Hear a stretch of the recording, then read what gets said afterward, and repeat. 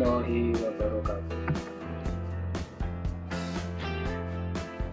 Kembali berjumpa saya. Kali ini saya akan bahas tentang pembelajaran matematika, khususnya kelas 7. Materi yang akan saya bahas ini adalah tentang bilangan bulat.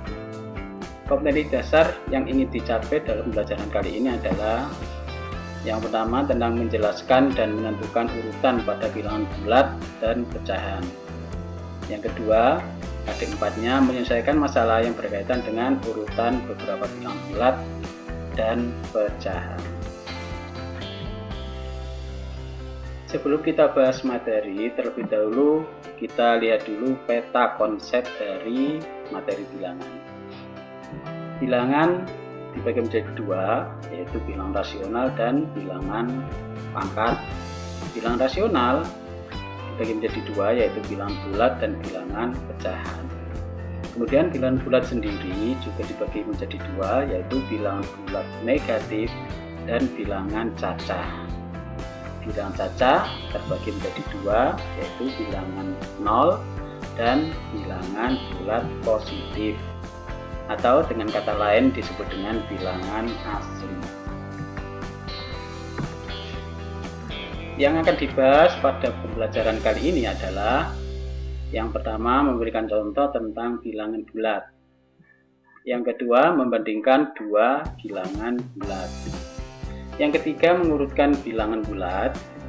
Dan yang keempat menyatakan sebuah besaran sehari-hari yang menggunakan bilangan bulat. Bilangan bulat terdiri dari bilangan bulat negatif dan bilangan cacah. Kalau digambarkan dalam garis bilangan, maka bilangan bulat digambarkan sebagai berikut.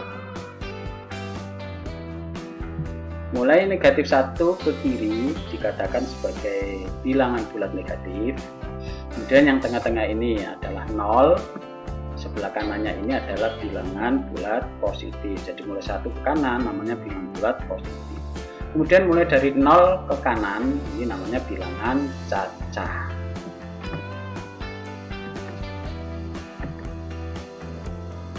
Bilangan bulat dilambangkan dengan huruf B, huruf kapital ya. Jadi huruf kapital B. Anggotanya adalah mulai negatif tak hingga, kemudian negatif 4, negatif 3, negatif 2, negatif 1, 0, 1, 2, 3, 4, dan seterusnya sampai tak berhingga. Kalau digambarkan dalam garis bilangan seperti ini ya. Jadi 0 ke kiri dan juga ke kanan. Itu bilangannya. Tanda panas seperti ini melambangkan bahwa bilangannya masih ada banyak sekali di sebelah kanan sampai tak berhingga. Demikian juga yang sebelah kiri. Berarti ini ada negatif bilangannya yang banyak sekali sampai tak berhenti.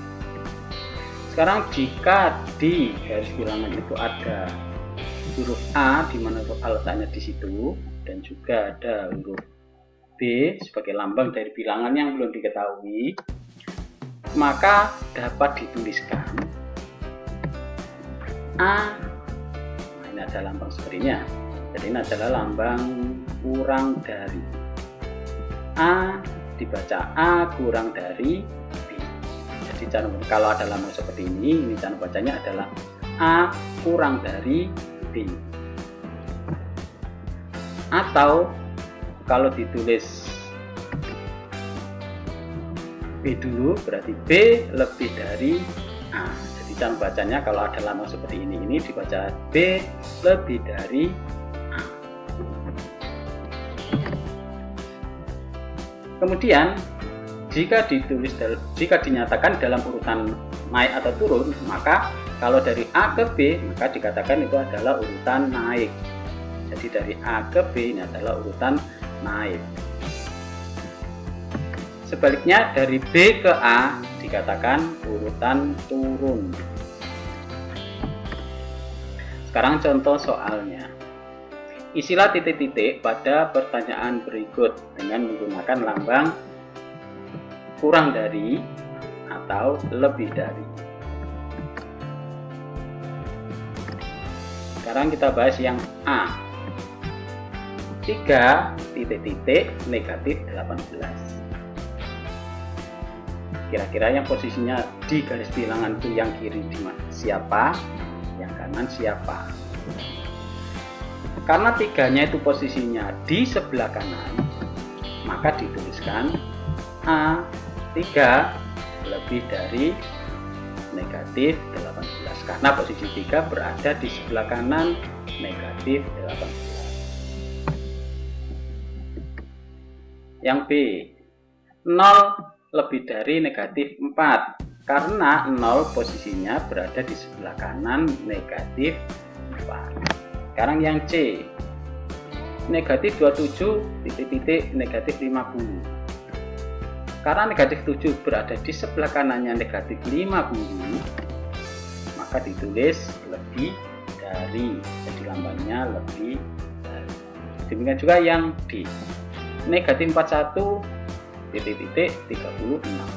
Karena negatif 41 berada di kiri, lebih kiri dari 36, maka ditulis dengan lambang negatif 41 kurang dari 30.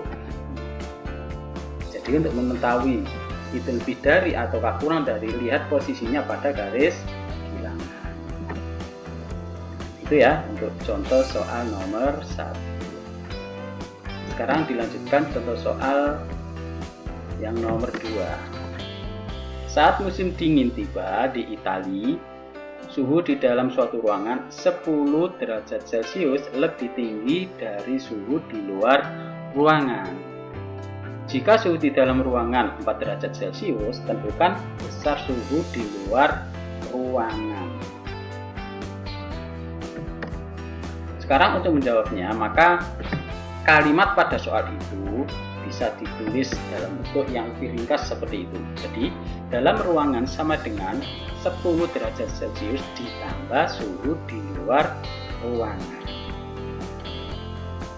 Nah, karena di dalam ruangan lebih tinggi. Sekarang untuk mencari yang ditanyakan, maka dimasukkan dulu suhu dalam ruangan adalah tadi 4 derajat Celcius. Untuk mengerjakan soal seperti ini, untuk mencari suhu di luar ruangan, maka perhatikan yang berikut ya. Ini adalah ilustrasi untuk mencari.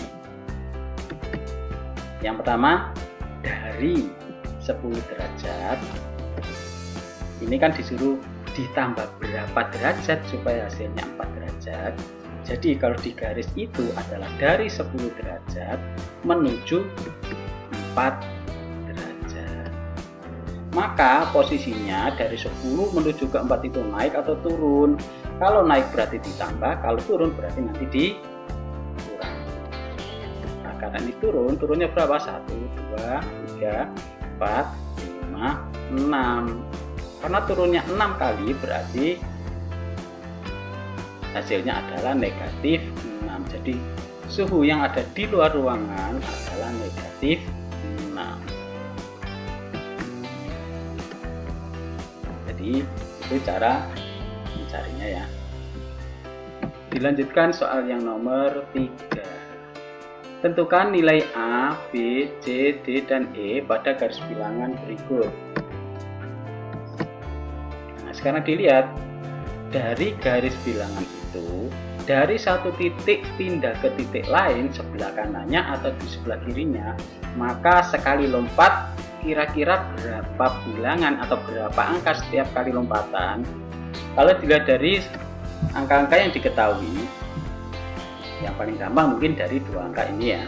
Dari 2 melompat sampai D, kemudian lompat ke 6. Berarti di antara 2 dan 6 ini berarti kira-kira lompatan di tengah ini angkanya berapa? Sudah bisa ditebak ya. Berarti sekali lompat adalah 2. Nah, jadi lompatnya 2 bilangan. Berarti yang A ini dari negatif 8, karena ini negatif berarti semakin ke kanan bilangannya semakin kecil. Berarti dari 8 menjadi